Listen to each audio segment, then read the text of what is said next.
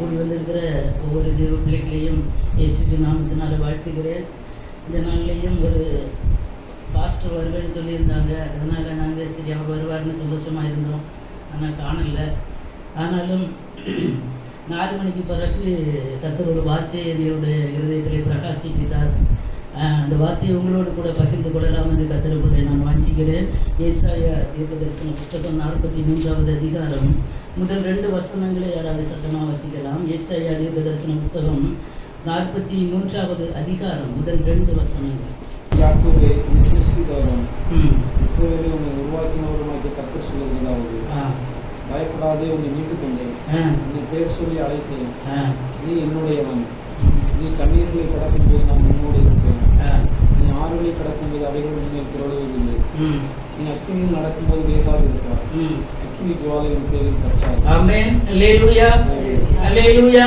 இப்போதும் யாக்கோபே, உன்னை சிருஷ்டித்தவரும் இஸ்ரவேலே உன்னை உருவாக்கினவருமாகிய யார் சொல்லுகிறது? ஒரு மனுஷன் சொல்லுகிறது இல்ல, கர்த்தர் சொல்லுகிறதாவது. என்ன சொல்லுகிறார் கர்த்தர்? பயப்படாதே. ஆமென். அல்லேலூயா. பயப்படாதே, உன்னை மீட்டு கொண்டேன். கர்த்தர் நம்ம என்ன செய்திருக்கிறாராம்? மீட்டு கொண்டேன். 2வதாக உன்னை பேர் சொல்லி அழைத்திருக்கிறேன், நீ என்னுடையவன், என்னுடையவள். ஆமென். ரொம்ப மிக ஆசீர்வாதமான, ரொம்ப ஒரு வாக்குத்தத்தமான ஒரு வார்த்தை. கிட்டத்தட்ட 4 மணி வரையிலும் நானும் அநேக வசனங்களை நான் தியானித்தேன், ஒரு சில செய்திகளை நான் உருவாக்கினேன். ஆனால் எனக்கு எதுவுமே இந்த இருதயத்திற்கு ஏற்றது போல எதுவுமே ஒரு நல்லதாக தெரியல. இன்றைக்கு என்ன சொல்லணும் என்று திருப்பி 4 மணிக்கு பிறகு தெய்வ சமூகத்தில் ஆண்டவரே டைம் போய் கொண்டிருக்கிறாங்க. அவங்களும் வெளியே போயிட்டாங்க. வருகிற பாஸ்டர் வருவார்னு நினச்சிட்டு இருந்தேன். ஆனாலும் எனக்குள்ள ஒரு செய்தியை உருவாக்க வேண்டும் என்று ஒரு ஏவுதல் இருந்தபடினால தெய்வ சமூகத்திலே காத்திருந்தேன். கர்த்தர் இந்த வார்த்தையை தந்தார். ஆமென். யாருக்காவது இருதயத்தில் அது தொடு என்பதில் எந்த சந்தேகமும் இல்லை. ஆமென். ஆவியானவர் தருகிற வார்த்தைகள் எல்லாம் சாதாரணமாக இருக்காது. நம்ம தெய்வ சமூகத்திலே காத்திருந்து ஜெபிக்கும் போது கர்த்தர் தருகிற வார்த்தைகள் ஒரு இருதயத்தை ஆறுதல் படுத்தும். அந்த இருதயத்தை அந்த வார்த்தை என்ன செய்யும்? நடத்தும். ஆமென். ஒருவேளை வேதனையோட, கஷ்டத்தோட, நெருக்கத்தோட, பாரத்தோட வந்திருப்பீங்க. அது உங்களுக்கும் தெரியும், கர்த்தருக்கும் தெரியும், நமக்கு தெரியாது. அதான் கர்த்தர் சொல்லுகிறார், இப்போதும் யாக்கோபே, உன்னை சிருஷ்டித்தவரும் இஸ்ரவேலே உன்னை உருவாக்குனவருமாகிய கர்த்தர் சொல்லுகிறதாவது, பயப்படாதே. அப்ப பயப்படக்கூடிய காரியங்கள் பின்னாடி வரும். நீ என்ன செய்யாத? பயப்படாத, உன்னை நான் மீட்டு கொண்டேன். ஆமென். அல்லேலூயா. ஏன் நீ பயப்படக்கூடாது? உன்னை நான் என்ன செய்து கொண்டிருக்கிறேன்? மீட்டு கொண்டேன். இன்னொன்று, உன்னை பேர் சொல்லி அழைத்தேன், நீ என்னுடையவன். ஆமென். எத்தனை பேர் கர்த்தருடையவர்கள்? சத்தமா அல்லேலூயா சொல்லலாமா? அல்லேலூயா. நம்ம எல்லாம் யாருடையவர்கள்? கர்த்தருடையவர்கள். அப்போ கர்த்தர் முதல்ல இந்த வசனத்தை சொல்லிவிட்டு 2வது வசனத்துக்கு நம்ம வரும்போது அவர் சொல்லுகிறார், இப்ப நம்ம எல்லாம் கர்த்தரால் மீட்கப்பட்ட தேவ பிள்ளைகள் தான். கர்த்தர் பேர் சொல்லி நம்மளை அழைத்திருக்கிறார். நாம் அவருடைய பிள்ளைகள் தான். ஆனாலும் 2வது வசனத்திலே வரும்போது, நீ தண்ணீர்களை கடக்கும் போது நான் உன்னோடு இருப்பேன். ஆமென். நீ ஆறுகளை கடக்கும் போது அவைகள் உன்மேல் புரளுவதில்லை. நீ அக்கினியில் நடக்கும் போது வேகாதிருப்பாய். அப்போ தண்ணீரை கடக்க வேண்டிய ஒரு சூழ்நிலை வரும். தெய்வ பிள்ளைக்கு வருமா? வராதா? கண்டிப்பாக வரும். வாழ்க்கையில கர்த்தருடைய நம்ம நினைக்கலாம். முதல் வசனத்துல, ஆண்டவரே, யாக்கோபே, இஸ்ரவேலே, எங்களை பேர் சொல்லி அழைச்சிங்களே ஆண்டவரே, எங்களை நீங்க மீட்டு கொண்டீங்களே உடைய ரத்தத்தினால. ஆண்டவரே, என்னுடையவள் என்று சொன்னீங்களே சப்பா. அப்ப ஏன் நான் தண்ணீரை கடக்க வேண்டும்? ஏன் நான் ஆறுகளை கடக்க வேண்டும்? இதெல்லாம் எனக்கு எதுக்கு ஆண்டவரே என்று நமக்கு ஒரு கேள்வி கண்டிப்பாக வரும். தேவ பிள்ளைகளாகிய ஒவ்வொருவருக்கும் இந்த உலகம் நம்மளை தகுதிப்படுத்துகிற ஒரு இடம். அல்லேலூயா. இந்த உலகம் ஒவ்வொரு தேவ பிள்ளைகளையும் தகுதிப்படுத்துகிற ஒரு இடம் இந்த உலகம். இந்த உலகத்துல கர்த்தர் ஒவ்வொரு தேவ பிள்ளைகளை வைத்திருக்கிறார் என்றால் சும்மா வைக்கல. அவரு ஆண்டவரை நம்ம சொந்த ரட்சகராக ஏற்றுக்கொண்டு இருக்கிறோம். கர்த்தரை தெய்வமாக கொண்டிருக்கிறோம். கர்த்தர் நம்மளை அவருடைய பிள்ளைகளாக நம்மளை ஏற்றுக்கொண்டு இருக்கிறார். அப்போ இந்த உலகத்துல ஏன் பாடுகள் வருகிறது? Why suffering me? ஏன் எனக்கு வருகிறது ஆண்டவரே? எத்தனை நேரம் நம்ம கேட்கிறோம். நானும் பல நேரங்கள்ல தேவ சமூகத்துல, ஆண்டவரை ஏன்ப்பா இப்படிப்பட்ட ஒரு அனுபவம்? ஏன் இந்த பாதையில நடத்துறீங்க ஆண்டவரை? அப்போ கர்த்தர் தருகிறதான வார்த்தை இதுதான், நீ தண்ணீர்களை கடக்கும் போது நான் உன்னோடு கூட இருப்பேன். ஹல்லேலூயா, ஹல்லேலூயா. நீ ஆறுகளை கடக்க வேண்டிய ஒரு சூழ்நிலை வரும்பா. நீ ஆறுகளை கடந்தாலும் அவைகள் உண்மையில் என்ன செய்வதில்லை? புரளுவதில்லை. நீ அக்கினியில நடக்க வேண்டிய ஒரு நேரம் உனக்கு அனுமதிக்கப்பட்டிருக்கிறது இந்த உலகத்துல. ஏன்னா கர்த்தர் சொல்லுகிறார், உலகத்திலே உங்களுக்கு உபத்திரவம் உண்டு, ஆனால் திடன் கொள்ளுங்கள், நான் உலகத்தை ஜெயித்திருக்கிறேன். யோவான் எழுதின சுவிசேஷம் 16:33 கடைசி பாகத்துல வரும். அப்போ அக்கினி போன்ற சோதனைகள், இது எல்லாம் சோதனைகளை குறிக்கிறது. தண்ணீர் என்று சொல்லும் போது ஒரு சோதனையான அனுபவம், வேதனையான அனுபவம், நெருக்கத்தின் அனுபவங்கள். வாழ்க்கையில எப்போது எல்லாமே நமக்கு சரியாக அமைந்திருக்கும் என்றால் நம்மவும் என்ன செய்வோம், அதிகமாக கர்த்தரோடு நெருங்குகிற நேரங்கள் கண்டிப்பாக குறையும். இப்போ எல்லாருடைய வாழ்க்கையில எடுத்து பார்த்தோம்னா எல்லாரும் ஆயிரக்கணக்கில் மேட்ரு வச்சிருக்கீங்க. கர்த்தர் என்னை இப்படி எல்லாம் நடத்தினார், இந்த பாதைகளெல்லாம் நான் நடத்தினார். ஆனா நான் யாராவது முங்கி போனீங்களா, அமிழ்ந்து போனீங்களா? இல்ல. கர்த்தர் ஒரு தேவ பிள்ளைக்கு சோதனைகளை கொடுக்கிறது. எசேக்கியேல் தீர்க்கதரிசன புத்தகத்துல நம்ம படிச்சோம்னா முதல்ல கர்த்தர் என்ன செய்த, 1000 முழம் அளந்து கடக்க பண்ணினார். அப்போ தண்ணியின் அளவு எப்படி இருந்ததா, கணுக்கால் அளவா இருந்ததா. ஒரே அடியா கழுத்தளவுல கொண்டு கர்த்தர் விடுகிற தெய்வம் அல்ல. அதுல கடந்து நம்ம போனோம். அதுக்கப்புறம் இன்னொரு 1000 முழம் கர்த்தர் என்ன செய்கிறாரா, அழகிறார். இந்த சோதனையில, இந்த போராட்டத்துல இவனுடைய பரிசுத்த வாழ்க்கை, இவனுடைய விசுவாச ஜீவியம், ஆமென், கர்த்தரோடு உள்ள அன்பு ஐக்கியம் எப்படி இருக்கிறது என்பதை கர்த்தர் அளந்து அளந்து ஒவ்வொரு தேவ பிள்ளைகளையும் கர்த்தர் பரிசுத்தப்படுத்துகிறார் இந்த உலகத்துல. ஆமென். அடுத்து 1000 முழம் அளந்து கடக்க பண்ணுவார். அப்பவும் பரவாயில்லை. தண்ணீர் என்ன அளவாக இருந்ததா, இடுப்பு அளவாக இருந்ததா, அதுவும் பிரச்சனை இல்லை. எப்படியோ தப்பி தவறு என்ன செய்வோம், கரை சேர்ந்து விடுவோம். அதுலேயும் பிரச்சனை இல்லை. அவர் பார்த்து கொண்டே இருக்கிறார். எல்லாம் இயேசு பார்த்து கொண்டு இருக்கிறார். கர்த்தர் பரலோகத்துல ஒன்றும் பார்க்காம இல்லை. ஏன்னா ஒரு சம்பவம் ஞாபகத்துக்கு வருகிறது வேதத்திலிருந்து. ஆபிரகாமுக்கு கர்த்தர் 100வது வயதுல வாக்குத்தத்தத்தின் மகனான ஈசாக்கு என்ன செய்தார், கொடுத்தார். கொடுத்துட்டு சந்தோஷமா டெய்லி ஜாலியா டூர் போய் பிள்ளைய கையில பிடிச்சிட்டு போய் மிட்டாய் வாங்கி கொடுத்து அப்படியா நடத்தி கொண்டு இருந்தார். இல்ல, திடீர்னு சொல்றாரு, நீ உன் புத்திரனும் உன் ஏகசுதனும் உன் நேசகுமாரனுமா ஈசாக்கு அழைத்து கொண்டு நான் குறிக்கிற ஒரு மலைக்கு நீ போ, நான் ஒரு மலையை குறிச்சு வச்சிருக்கிறேன், அங்க நீ போ. ஆமென், அல்லேலூயா. உடனே ஆபிரகாம், ஆண்டவரே, அப்பா இதான் சோதனை, இது தண்ணீரா இருக்கலாம், இது ஆறா இருக்கலாம், இது அக்கினியா இருக்கலாம், எப்படி வேணாலும் நீங்க எடுத்துக்கொள்ளலாம். ஒரு அக்கினி சோதனை தான். அப்போ கர்த்தர் குறிக்கிற மலைக்கு அவர் சொன்னது போல ஆபிரகாம் இப்ப பையனை கூட்டிட்டு போறாரு. ஒருவேளை அந்த இடத்தை மாறி போயிருந்தாருன்னா அவருக்காக அங்கே ஒரு ஆட்டுக்கடாவை கண்டுகொள்ள முடிந்திருக்காரு. ஆமென், அல்லேலூயா. எப்படியும் கர்த்தர் சொன்ன இடத்துக்கு அவர் போனபடியினால அதுல இருந்து ஒரு நீக்குதல் உண்டானது. ஏன்னா அது நம்ம அந்த ஆறு நம்ம மூழ்கடிக்காது. ஆமென், அல்லேலூயா. தண்ணீர் நம்மளை அமிழ்த்தாது. அக்கினி நம்மளை வேக வச்சு இதோட அழிஞ்சு போவேன்னு சொல்லி நம்மளை என்ன செய்யாது, உலகம் வரும்போது நம்மளை அழித்து விடாது. அவர் அங்க போனார். அவருக்காக ஒரு ஆட்டுக்குட்டி அங்க என்ன செய்யப்பட்டிருந்தது, அது அங்க இருக்குது. அவர் குறிக்கப்பட்ட இடத்தை தவிர்த்து இன்னொரு இடம், அவருக்கு கொடுக்கப்பட்ட பாதை. ஒரு மனுஷனுக்கு கர்த்தர், நம்ம இப்போ எல்லாருமே கானானுக்கு நேராக இந்த வனாந்திர யாத்திரையிலே பிரயாணம் பண்ணி கொண்டிருக்கிறோம். இந்த உலகத்துல ஒவ்வொருவருக்கு குறிக்கப்பட்ட ஒரு பாதை இருக்கிறது. கர்த்தர் நியமித்த ஒரு பாதை இருக்கிறது. அதான் நியமித்த பாதையிலே பொறுமையோடு ஓடக்கடவோம். அந்த பாதையில நம்ம போனோம்னா அந்த ராஜ்யத்தை நம்ம என்ன செய்யலாம், சென்றடையலாம். இந்த உலகத்திலையும் கர்த்தர் நமக்கு நியமித்திருக்கிற அதே பாதையில போனோம்னா அந்த குறிக்கப்பட்ட மலையில ஈசாக்குக்கு பதிலாக ஒரு ஆட்டுக்குட்டி இருந்தது. ஆமென், அல்லேலூயா. அது மாதிரி கர்த்தர் நடத்துகிற வழிகள், பாதைகள் ஒருவேளை இந்த உலக பிரகாரமா கொஞ்சம் கடினமானதாக இருந்தா கூட தேவ பிள்ளைகள் பொறுமையோடு அதிலே பயணிக்கிறவர்களாக இருக்க வேண்டும். அல்லேலூயா, அல்லேலூயா. அது புரளாது. ஏன்னா பேர் சொல்லி அழைத்திருக்கிற மேல பார்த்துட்டே இருக்கிறார். ஆபிரகாம் தைரியமா கையெடுத்து ஒரு செகண்ட் ஆண்டோரு அசந்து போயிட்டாருன்னா ஆபிரகாம் என்ன செய்திருப்பார், ஈசாக ஒரே போடுதான். ஆனா கர்த்தர் எவ்வளவு விழிப்பா இருக்கிறார். அல்லேலூயா. என்னை உண்டாக்கின என் தேவாதி தேவன் உறங்குவதும் இல்லை, அவர் தூங்குவதும் இல்லை. அல்லேலூயா. கர்த்தர் நம்மளை ஒவ்வொரு நிமிஷமும் அவர் பார்த்து கொண்டிருக்கிறார். நம்ம என்ன செய்கிறோம், எதை சொல்கிறோம், ஆண்டவர் தருகிறதான பாடுகளின் மத்தியில முறுமுறுக்கிறோமா, இல்ல கர்த்தரை பற்றி இருக்கிறோமா? அல்லேலூயா. அவர் கொஞ்சம் கொஞ்சம் கொஞ்சம் கொஞ்சம் கொஞ்சமாக பழக்குவிக்கிறார். எதற்கு பழக்குவிக்கிறார்? அல்லேலூயா. எப்படியாகிலும் ஒரு ராஜ்யத்தை அவர் ஆயத்தம் பண்ணி கொண்டிருக்கிறார். அதற்காக ஒரு தேவ பிள்ளை விசுவாச பரீட்சைகளை, சோதனைகளை வெற்றி பெற்று பெற்று இந்த உலக ஓட்டத்தை ஜெயத்தோடு நம்ம என்ன செய்ய வேண்டுமா, ஓடி முடிக்க வேண்டுமா. அதான் கர்த்தர் சொல்லுகிறார், நீ பயப்படாதப்பா. அல்லேலூயா. என்னதான் பிரச்சனை வந்தாலும் நான் கூட இருக்கிறேன். இந்த உலகத்துல யாராவது நமக்கு அப்படி ஒரு பேச்சு சொல்றதுக்கு யாராவது உண்டா? நாங்களும் பல பாதைகளை கடந்து வந்தோம். அதெல்லாம் நினைச்சு பார்த்தா ரொம்ப கடினமான பாதைகள் தான். எல்லாருக்கும் நன்றாக தெரியும். ரொம்ப அலைச்சல்கள், ரொம்ப கடினமா, ரொம்ப ரொம்ப கடினமான பாதைகளை கடந்து வந்தோம். எங்க கூட யாருமே பயணிக்க இல்லை. இல்லையா? நாங்க 3 பேர் இருந்தா, அவங்க ஒரு இடத்துல இருக்கா, நாங்க 2 பேரும் பிள்ளை ஹாஸ்பிட்டல்ல ஒரு இடத்துல.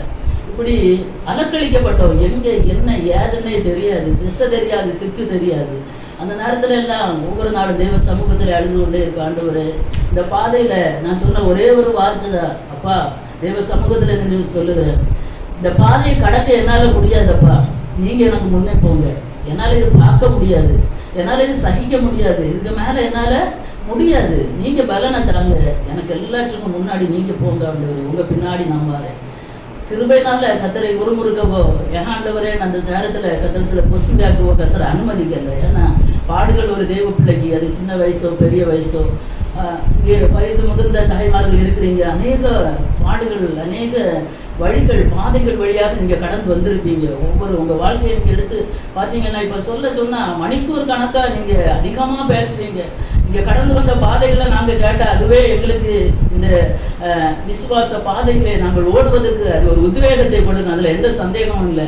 ஒருவருக்கு ஒருவர் தேற்ற வேண்டும். ஏன்னா கர்த்தர் சொன்னது, நான் கூட இருப்பேன், நான் உன்னை சிருஷ்டித்தேன், நான் உன்னை உருவாக்குனேன், நீ என்னுடையவள் தான். ஆனா உனக்கு இப்பேற்பட்ட அனுபவங்களை நான் இந்த உலகத்துல வைத்திருக்கிறேன், இதை நீ கடந்துதான் ஆக வேண்டும். ஆமென். அது ஒண்ணு உன்னை மூழ்கடிக்காது, நீ வெந்து போக மாட்டாய். அதனால பாடுகள், பிரயாசங்கள், போராட்டங்கள் வாழ்க்கையில வரும்போது கர்த்தரை பற்றி கொண்ட தேவ பிள்ளைகள், இயேசுவின் ரத்தத்தினால் மீட்கப்பட்ட பிள்ளைகள் ஒன்றை நினைத்துக் கொள்ள வேண்டும், நான் இதுல அமிழ்ந்து போக மாட்டேன் ஆண்டவரே, நீங்க என் கூட இருங்க, நீங்க என்ன நடத்துங்க. ஏன்னா அவர் வலது கரத்தை பிடித்து நடத்துகிற தேவன், வல பக்கத்திலே நிழலாய் இருக்கிற தேவன். ஆமென். அல்லேலூயா. அதனால அவர் எல்லாம் பார்த்து கொண்டுதான் இருக்கிறார். நம்முடைய நினைவுகள், நம்முடைய செயல்கள், நம்முடைய சிந்தனைகள், சின்ன சின்ன போராட்டங்கள் வாழ்க்கையில வரும்போது கர்த்தரை விட்டு தூரம் போவோமோ என்று அவர் பார்ப்பார். ஆமென். அல்லேலூயா. இன்றைக்கு எத்தனையோ நட்சத்திரங்களை போல சோபித்துக் கொண்டிருந்த தேவ பிள்ளைகள் கூட கர்த்தருடைய அன்பை விட்டு தூரம் இருக்கிறாங்க. நம்ம கண்களுக்கு முன்பாக எத்தனையோ பேரை சொல்ல முடியும், பேர் பட்டியலிட முடியும். அவங்களுக்கு முன்னாடி எல்லாம் நம்ம ஒண்ணுமே இல்லை. அப்படிப்பட்ட தேவ பிள்ளைகள், ஊழியம் செய்கிற தேவ பிள்ளைகள் என்று வேத வசனத்துக்கு விரோதமாக பேசிக் கொண்டிருக்கிறாங்க. அல்லேலூயா. முடியும். ஆனா கிருபையா எவ்வளவோ பிரச்சனைகள், போராட்டங்கள், வேதனைகள், கண்ணீர்கள் மத்தியிலையும் கர்த்தர் நம்மளை நிலைநிறுத்தி இருக்கிறார் என்ற அவருடைய கரம் நம்மோடு கூட இருக்கிறது. அல்லேலூயா. அல்லேலூயா. பேதுரு அப்போஸ்தலன் சொல்லும்போது ஒரு வசனத்தை வாசியுங்கள். 1 பேதுருக்கு எழுதின நிருபம், அதனுடைய 1வது அதிகாரம், 1 பேதுரு 1வது அதிகாரம் 6-7 வசனத்தை ஒரு வாசிங்க பார்க்கலாம். நீங்கள் மிகவும் சந்தோஷப்படுகிறீர்கள் என்றாலும் துன்பப்பட வேண்டியது அவசியமானதா? இப்பொழுது கொஞ்ச காலம் பலவிதமான சோதனைகளினாலே துன்பப்படுகிறீர்கள். அழிந்து போகிற போல் அக்கினியினாலே சோதிக்கப்படும். அதை பார்க்கலாம் அதிக விலையேறப்பட்டதாக இருக்கிற உங்கள் விசுவாசம் சோதிக்கப்பட்டு இயேசு கிறிஸ்து வெளிப்படும் போது உங்களுக்கு புகழ்ச்சியும் மகிமையும் உண்டாகலாம். அல்லேலூயா. அல்லேலூயா. அப்போ இதிலே நீங்கள் மிகவும் சந்தோஷப்படுகிறீர்கள் என்றாலும் துன்பப்பட வேண்டியது அவசியமாய் இருக்கிறது. இப்பொழுது கொஞ்ச காலம் பலவித சோதனைகளினாலே துக்கப்படுகிறீர்கள். ஏன்னா கொஞ்ச காலம் இது ஒரு அவசியம். அவருடைய பிள்ளைகளுக்கு இப்ப சீஷர்களை 12 பேர் அப்போஸ்தலர்களை இயேசு தெரிந்து கொண்டாரு. அவங்களுடைய கடைசி கால காரியங்கள், அவங்க ஊழியத்தில் அவங்க பட்ட பாடுகளை எல்லாம் நம்ம சுவிசேஷங்களை படித்தோம்னா அவ்வளவு ஒரு ஈஸியானதல்ல. ஒவ்வொரு நிருபங்களை நம்ம படித்தோம்னா எவ்வளவு கஷ்டப்பட்டுருக்கிறாங்க. எபிரேயர்கள் நிருபத்தில் 11வது அதிகாரத்தில் விசுவாச வீரர்கள் பட்டியலை எடுத்து பார்த்தீங்கன்னா வாழால் அறுப்புட்டாங்க. என்னென்னமோ ரொம்ப 12 அப்போஸ்தலர்களுமே சரியான ஒரு மரணம் அவர்களுக்கு இல்லை. 12 பேர் அப்படிதான் மரிச்சாங்க, இரத்த சாட்சியாய் தான் மரித்தாங்க. அப்போ இவங்க இயேசுவை பின்பற்றினவங்க தான், இயேசுவோட கூட இருந்தவங்க தான். இயேசு அவர்களிடத்துலதான் சுவிசேஷம் எல்லாவற்றையும் ஒப்படைத்து விட்டு போயிருக்கிறார். நீங்க போய் சபை சிருஷ்டிக்கும் சுவிசேஷத்தை பிரசங்கியுங்கள். அப்போ அவங்களுக்கு ஏன் இந்த பாடுகள்? நம்ம யோசிக்கிறோமா? பாடுகள் வாழ்க்கையில வந்தது. ஆனா அவங்களுக்கு ஒண்ணு தெரியும், இன்னைக்கு பாடுபடுகிற நாங்கள் இனி ஒரு நாள் தேவ ராஜ்யத்திலே 12 சிங்காசனத்திலே அவரோடு கூட உட்கார்ந்து நியாயம் விசாரிப்போம். அல்லேலூயா. பெரிய பாக்கியத்தை வைத்திருக்கிறார். அந்த பரலோக ராஜ்யத்தின் மகிமையை நம்முடைய கண்களுக்கு முன்பாக கொண்டு வந்து நம்ம பார்க்கும்போது இந்த உலகத்துல சின்ன சின்ன பாடுகள், ஒரு மனுஷனுடைய வாழ்க்கையில மிக அதிகமான வேதனை என்னன்னா குடும்பத்துல ஒரு மரணம் தான். அப்படிதானே? குடும்பத்துல நம்ம யாரையாவது இழந்தோம்னா அது ஒரு ஈடு கட்ட முடியாத ஒரு வேதனை. எங்க குடும்பத்திலே நாங்க அனுபவித்தோம், எங்க பிள்ளையை நாங்க இழந்தோம். இந்த உலகத்துல நாங்க இழந்தாலும் பரலோகத்துல நாங்க ஒரு நாள் பார்ப்போம். ஆமென். அல்லேலூயா. பரலோகத்துல ஒரு நாள் நாங்க பார்ப்போம். எங்களுக்கு தெரியும் எங்க பிள்ளை பரலோகத்துல இருக்கிறா, நாங்க பார்ப்போம். அப்போ இதுதான் ஒரு மனுஷனுக்கு இந்த உலகத்துல மிக வேதனையான, ஒரு மிக துன்பப்படுகிற, கண்ணீர் வடிக்கிற ஒரு அனுபவம் இதுதான். ஆனா அப்போஸ்தலனாகிய பவுல் சொல்லும்போது சொல்லுகிறார், கிறிஸ்து எனக்கு ஜீவன், சாவு எனக்கு ஆதாயம். ஆமென். கிறிஸ்துவை ஏற்றுக்கொண்ட ஒவ்வொரு பிள்ளைகளும் நம்மளால சொல்ல முடியுமா? கிறிஸ்து எனக்கு ஜீவன், சாவு எனக்கு ஆதாயம். இன்னைக்கு செத்து போனா நான் பரலோகத்துல ஏசப்பா ராஜ்யத்துல இருப்பேன் ஒரு நம்பிக்கை நமக்குள்ள இருக்குமானால் எதற்கு நாம் அழுது கொண்டு இருக்க வேண்டும்? நிறைய பேர் என்கிட்ட சொன்னாங்க, இதோட பத்மாவோட சாப்டர் க்ளோஸ் ஆச்சுன்னு. அவ்வளவுதான். நான் அப்படிதான் இருந்தேன். ஆரம்பத்துல என்னால எதுவுமே என்னால் சிந்திக்க முடியல, எதுவும் யோசிக்க முடியல. இதுலேயே நாங்கள் படுத்து கிடப்போம். எங்களுக்கு இந்த இடத்த விட்டு நாங்கள் அங்கே கீழே ஒரு பாய் கூட சும்மா தான் படுத்து கிடப்போம். அப்போது ஒரு நாள் திடீரென்று டிபிஎஃப் பாஸ்டர் அவங்க வந்தாங்க.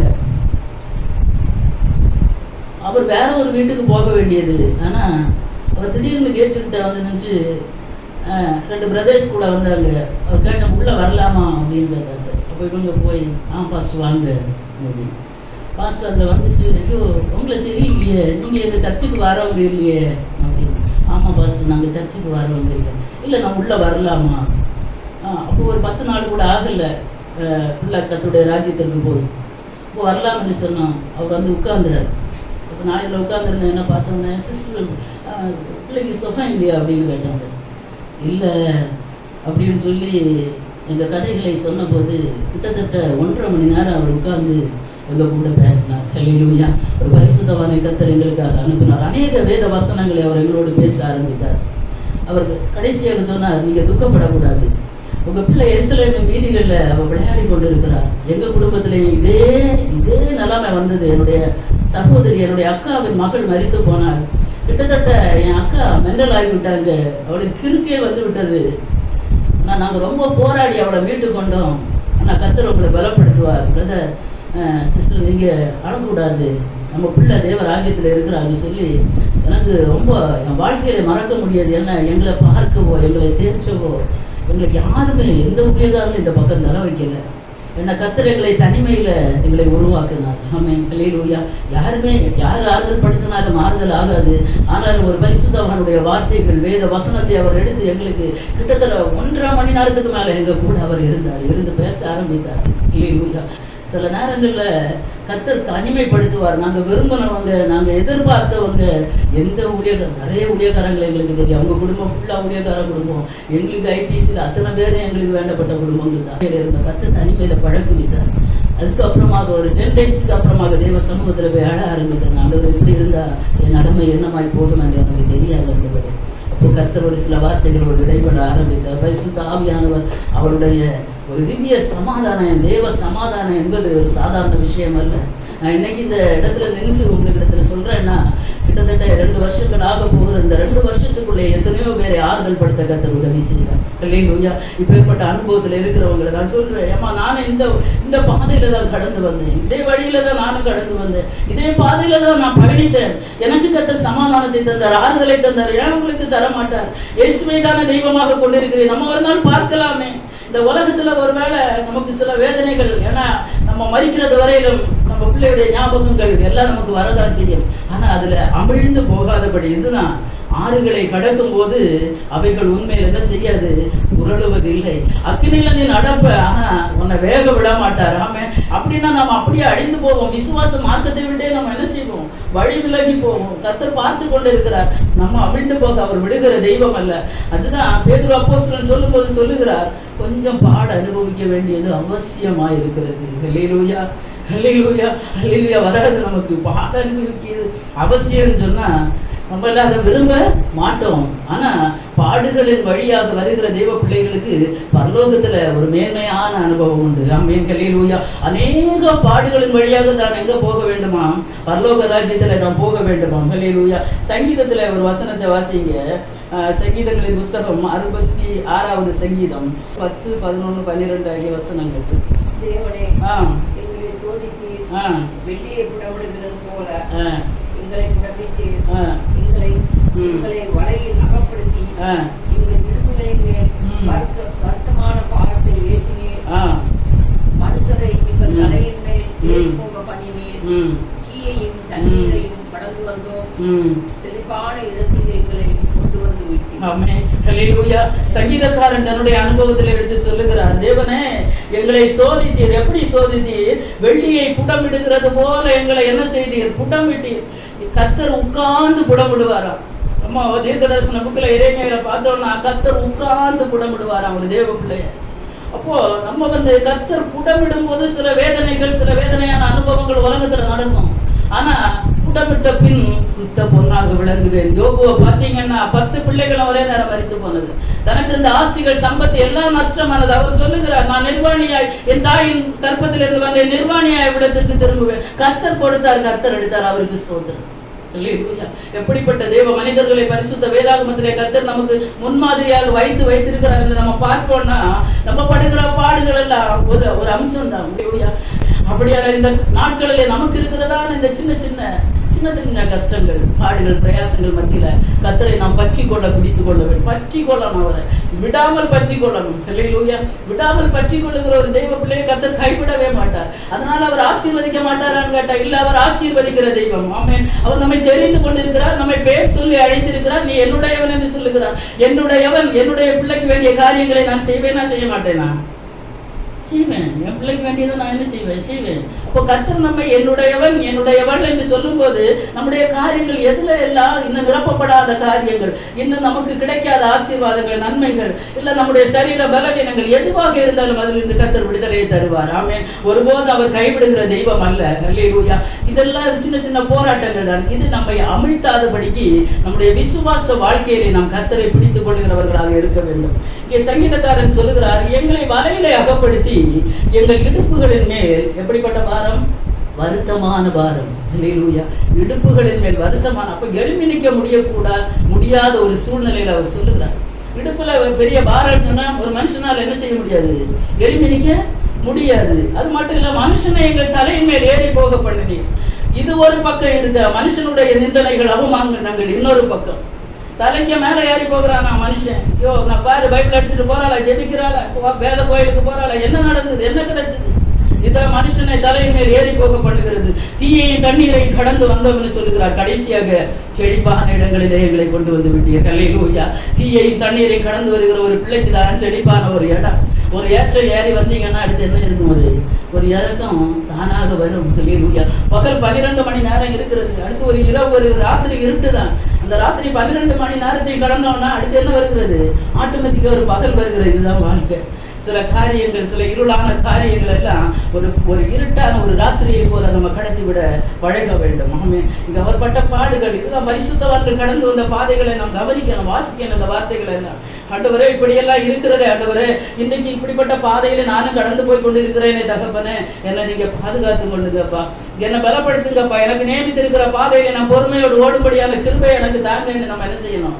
கேட்கணும். அப்படி கேட்கிற பிள்ளைகளுக்கு சங்கீதக்காரன், அதே சங்கீதக்காரன் என்ன சொல்கிறார் தெரியுமா? சங்கீதம் 18வது சங்கீதத்துல நான் வாசிக்கிறேன் 16வது வசனத்திலிருந்து, உயரத்திலிருந்து அவர் கை நீட்டி என்னை பிடித்து ஜல பிரவாகத்திலிருந்து என்னை தூக்கி விட்டார். ஆமென். ஹல்லேலூயா.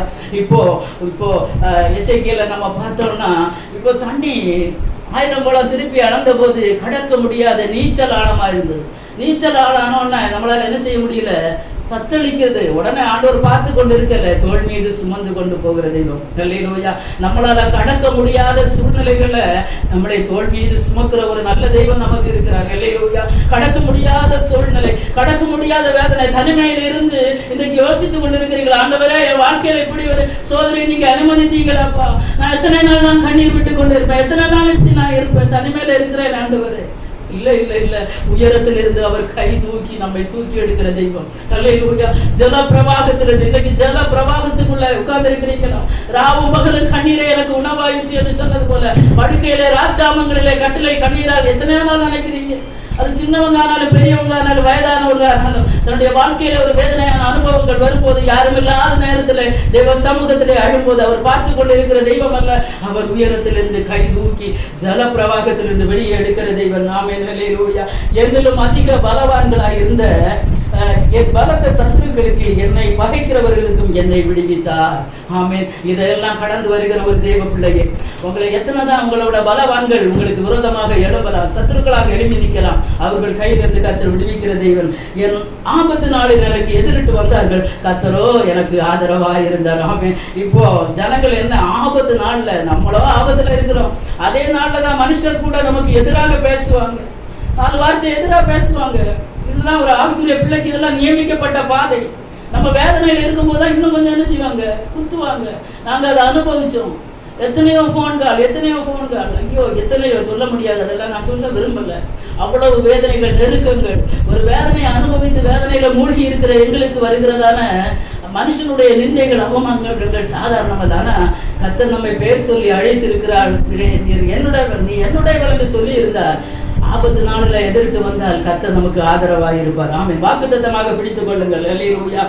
அவர் விசாலமான இடத்திலே என்னை கொண்டு வந்து என்மேல் பிரியமாயிருந்தபடியினால் என்னை தப்புவித்தார். ஆமென். அல்லேலூயா. அவர் விசாலமான இடத்துல, நம்ம எவ்வளவோ ஒடுக்கத்திலே நெருக்கத்திலே இருக்கிற நம்மை அதிலிருந்து தூக்கி ஒரு விசாலத்திலே கொண்டு வந்து நம்மேல் அவர் பிரியமா இருக்கிறபடியினாலே நம்மை விடுவிக்கிற தேவன். ஆமென். அல்லேலூயா. கர்த்தர் என் நீதிக்கு தக்கதாக எனக்கு பதிலளித்தார். என் கைகளின் சுத்தத்திற்கு தக்கதாக எனக்கு சரி கட்டினார். கர்த்தருடைய வழிகளை கை கொண்டு வந்தேன். நான் என் தேவனுக்கு துரோகம் பண்ணினது இல்லை. ஆமென். இப்பேற்பட்ட அனுபவத்துல எல்லாம் கடந்து வந்த போதிலும் கூட நான் கர்த்தருடைய வழிகளை காத்து நடந்தேன். அவருக்கு விரோதமாக நான் துரோகம் பண்ணவில்லை. அல்லேலூயா. அவருடைய நியாயங்களை எல்லாம் எனக்கு முன்பாக நிறுத்தினேன். அவருடைய பிரமாணங்களை நான் தள்ளி போடவில்லை. அவருக்கு முன்பாக நான் மன உண்மையாய் இருந்து என் துர்க்குணத்துக்கு என்னை விலக்கி காத்து கொண்டேன். அது மாத்திரமல்ல, ஆகையால் கர்த்தர் என் நீதிக்கும் தம்முடைய கண்களுக்கு முன்னிருக்கிற என் கைகளின் சுத்தத்திற்கும் தக்கதாக எனக்கு பலனளித்தார். ஆமென். அல்லேலூயா. அப்போ இதெல்லாம் பிரச்சனை வந்தது. தண்ணீரை கடந்த, ஆறுகளை கடந்த, அக்கினியில நடந்த, இதெல்லாம் நேரத்திலையும் கர்த்தருடைய அன்பை விட்டு நான் தூரம் போகவில்லை. அதனால அவர் என் மேல பிரியமாயிருந்து என்னை விசாலமான இடத்திலே கொண்டு விட்டார். ஆமென். அல்லேலூயா. அல்லேலூயா. எத்தனை தேவ பிள்ளைங்க இந்த மாலை வேளையில விசுவாசிக்கிறீங்க? இருக்கிறது முட்களுக்குள்ளதான். ஒரு தேவ பிள்ளைக்கு நெருக்கம்தான். முட்களுக்குள்ளே லீலி புஷ்பம் எப்படி இருக்கிறதோ அப்படியே குமாரத்திகளுக்குள்ளே எனக்கு பிரியமானவளும் இருக்கிறாள். எத்தனை பேர் கர்த்தருக்கு பிரியமானவங்க? ஆமென். பிரியமானவங்களை இந்த முள்ளு குத்த தான் செய்யும். முள்ளு குத்த குத்த வாசனை வீசிக்கொண்டு இருக்க வேண்டும். அதோட முடங்கி போய் அழுது கொண்டு இருக்க வேண்டியவங்க எல்லாம் கர்த்தர் வந்தால் சத்தத்தை கேட்பார். ஆமென். அல்லேலூயா. இதெல்லாம் பிரச்சனைகளை நான் கடந்து வந்து கொண்டிருக்கேன். என்ன ஒரு விசாலமான இடத்துல கொண்டு வந்து நிறுத்துவார். ஆமென். நான் அவருக்கு பிரியமா இருக்கிறேன். அல்லேலூயா. அவருடைய வேதத்தை விட்டு நான் வழி விலகவில்லை. அல்லேலூயா. அவருடைய அன்பு என்னை விட்டு கொஞ்சம் கூட குறையவே இல்லை. நீங்க என்ன வேணாலும் சொல்லிக் கொள்ளுங்க. மனுஷ தலைக்கு மேல ஏறி போகட்டும். தீயை தண்ணீரை கடந்து வரட்டுமே. ஒரு செழிப்பான இடம் எனக்கு உண்டு. ஆமென். அல்லேலூயா. எனக்கு ஒரு செழிப்பான இடம் உண்டு என்பதில் எந்த சந்தேகமும் இல்லை. சங்கீதக்காரன் தைரியமாக சொல்லுகிறார். அல்லேலூயா. இதெல்லாம் நான் கடந்து வந்து ஆண்டவரே, ஆனா உடைய வேதம் என்னுடைய வாயை விட்டு பிரியலை. அல்லேலூயா. நமக்கு பிரியமில்லாத எந்த காரியத்தையும் செய்யலை. அதனால நீங்க என்னை விசாலமான இடத்திலே கொண்டு வந்து கண்களை மூடுவோமாக. அல்லேலூயா. இப்போதும் யாக்கோபை உன்னை சிருஷ்டித்தவரும் இஸ்ரவேலை உன்னை உருவாக்குகிறதும் ஆகிய கர்த்தர் சொல்லுகிறார், பயப்படாது. அல்லேலூயா. பயப்படாதுங்க தாய்மார்களே, பயப்படாதுங்க. தனிமையில் இருக்கிறீங்களா? பயப்படாதுங்க. சில நேரங்களில் சில வேதனைகள் உங்களை வந்து அமிழ்த்தும். பயப்படாதுங்க. அல்லேலூயா. உங்களை அவர் உருவாக்கி இருக்கிறார். அல்லேலூயா. அவர் சிருஷ்டித்த சிருஷ்டி கர்த்தர். ஆமென். அவருக்கு தெரியும் நம்முடைய நிலைமைகள் தெரியும். நம்முடைய ஒவ்வொரு அவயவங்களும் படுகிற பாடுகளை இயேசுவுக்கு தெரியும். கண்களிலிருந்து வடிகிற கண்ணீர் ஏன் வருகிறது என்று கர்த்தருக்கு தெரியும். நம்ம இருதயம் எவ்வளவு தாங்கும் என்பது நம்முடைய கர்த்தருக்கு தெரியும். அல்லேலூயா. அவர் தெரியாமல் இருக்கிற தெய்வம் அல்ல. அவர் உயரத்திலிருந்து எல்லாம் பார்த்து கொண்டிருக்கிறார். அல்லேலூயா. தண்ணீர்களை கடக்க வேண்டிய சூழ்நிலை வரும். ஆறுகளை கடக்க வேண்டிய சூழ்நிலை வரும்.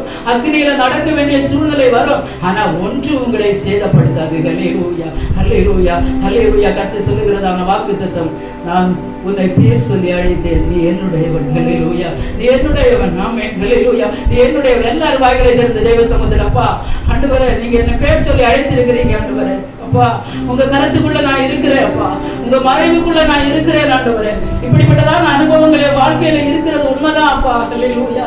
ஆனா எனக்கு ஒரு விசாலம் தேவைப்படுகிறது. ஆண்டவரே, நான் தீயை தண்ணீரை கடந்தது போதும். ஆண்டவரே, எனக்கு ஒரு விசாலமான இடத்திலே கொண்டு வந்து விடுவீராக தகப்பனே. தேவ சமூகத்துல வாய்களை திறந்து ஜெபிப்போமாக. அல்லேலூயா. நம்ம வாய்களை திறந்து ஜெபிக்கும் போது கர்த்தர் அந்த ஜெபத்துக்கு உடனடியாக பதில் தர வல்லமை உள்ள தேவன். ஏன்னா அவருடைய வார்த்தை ஜீவன் உள்ளது. அதுல ஒரு வள்ளியோ ஒரு புள்ளியோ ஒண்ணுமே தப்பாது. ஒரு எழுத்தோ ஒரு உறுப்போ அழியாது. ஆமென். அவர் சொல்லுகிறார், நான் உன்னை சிருஷ்டித்து உன்னை பேர் சொல்லி அழைத்தேன், நீ என்னுடையவன். இந்த மாலைகளில சொல்லுங்க, ஆண்டவரே நான் உம்முடையவள். அப்பா ஆண்டவரே, நான் சோர்ந்து போக நீங்க விடக்கூடாது. ஆண்டவரே, நான் இனி அழ நீங்க விடக்கூடாது. ஆண்டவரே, மற்றவர்கள் முன்னிலையில ஆண்டவரே, அப்பா நான் அவமானப்பட நீங்க விடக்கூடாது. ஆண்டவரே, என்னுடைய எல்லா காரியங்களையும் நீங்க பார்த்து கொள்ளுங்க. ஆண்டவரே, இதெல்லாவற்றையும் நான் கடந்து வந்திருக்கிறேன். எனக்கு ஒரு செழிப்பான இடம் வேண்டும். அல்லேலூயா. ஆண்டவரே, இந்த வனாந்திர வாழ்க்கையில நான் கடந்து வந்து கொண்டிருக்கிறப்பா, எனக்கு ஒரு செழிப்பான இடம் வேண்டும். எனக்கு ஒரு செழிப்பான இடம் வேண்டும். ஆண்டவரே, நீங்க தருவீங்க என்ன வாக்கு பண்ணி இருக்கிறீங்க. ஆண்டவரே, வாக்கு பண்ணி இருக்கிறீங்க. ஆண்டவரே, நீங்க வாக்கு பண்ணி இருக்கிறீங்க. ஆண்டவரே, ஒவ்வொரு தேவ பிள்ளைகளுக்கும் ஆண்டவரே அப்பா ஒரு செழிப்பான அனுபவம் உண்டாகட்டும்ப்பா, ஒரு விசாலமான அனுபவம் உண்டாகட்டும் தகப்பனே. உங்க மேல பிரியமா இருக்கிறாங்களே தகப்பனே, உங்க மேல பிரியமா இருக்கிற உங்களுடைய பிள்ளைகளுக்கு கர்த்தாவே நீர் ஆசீர்வாதங்கள் நன்மைகளை கிடைக்க பண்ணுகிறாங்க. கண்ணீரை தொடைங்க அப்பா. ஆண்டவரே, தனிமையில அழுகிற அழுகை யாருக்குமே தெரியாதப்பா. கண்ணீர்கள் கர்த்தருடைய துருத்தியில இருக்கிறது. ஆமே, நீங்க விடுகிற ஒரு கண்ணீர், ஒரு சொட்டு கூட அது வீணா போகாது. கர்த்தர் அதெல்லாம் அளந்தெடுத்து உங்களுக்கு பதில் தருகிற நாளாக இருக்கட்டுமே. இந்த நாள் உங்கள் கண்ணீருக்கு பதில் தருகிற நாளாக இருக்கட்டும். இனி நீ அழுது கொண்டிராய், துக்க நாட்கள் முடிந்து போனது. அல்லேலூயா. ஒருவருக்கு ஒருவர் தேற்றுவோம், ஒருவருக்கு ஒருவர் ஆறுதல் படுத்துவோம். அல்லேலூயா.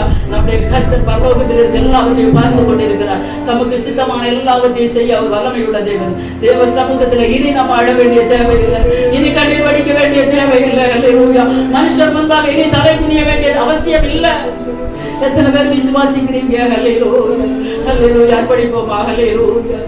தண்ணீரை கடந்திடும் வேளையிலும் அவர் நம்மோடு இருப்பேன் என்றார். எல்லாரும் சேர்ந்து பாடுவோமா? தண்ணீரை கடந்திடும் வேளையிலும் அவர் நம்மோடு இருப்பேன் என்றார். அக்கினி சூளையில் நடந்திடும் வேளையில் விக்கினம் சூழாதென்றார். அக்கினி சூளையில் நடந்திடும் வேளையில் விக்கினம் சூழாதென்றார். இன்ப இயேசுவின் திவ்ய நாமத்தில் துன்பம் சூழும் யோகே